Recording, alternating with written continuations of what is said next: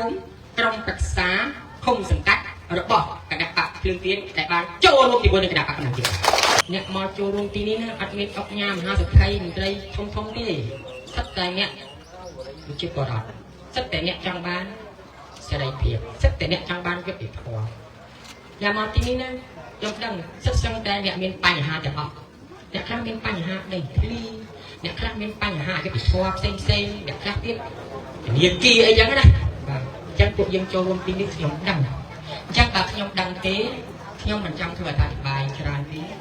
ខ្ញុំចង់ស្ដាប់នៅកង្វល់របស់បងប្អូន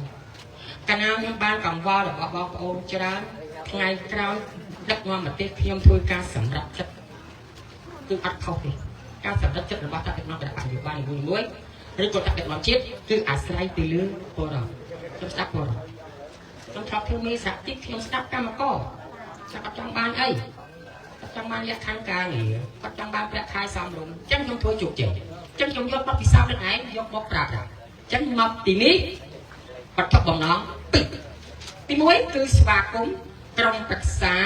ឃុំសង្កាត់របស់គណៈបកភ្លើងទៀនដែលបានចូលរួមជាមួយនឹងគណៈបកកម្លាំងជាតិជ័យយកគណៈបកកម្លាំងជាតិទី2ខ្ញុំចង់ស្ដាប់មតិរបស់បងប្អូនគាត់ថាខ្ញុំមានគំនិតមានយោបល់ដែរប៉ុន្តែវាមិនអស់ទេអញ្ចឹងខ្ញុំត្រូវការស្ដាប់ពីបងប្អូនដែរស្ដាប់ហើយដើម្បីធ្វើការសម្រេចចិត្តបើខ្ញុំស្ដាប់មតិបងប្អូនហើយ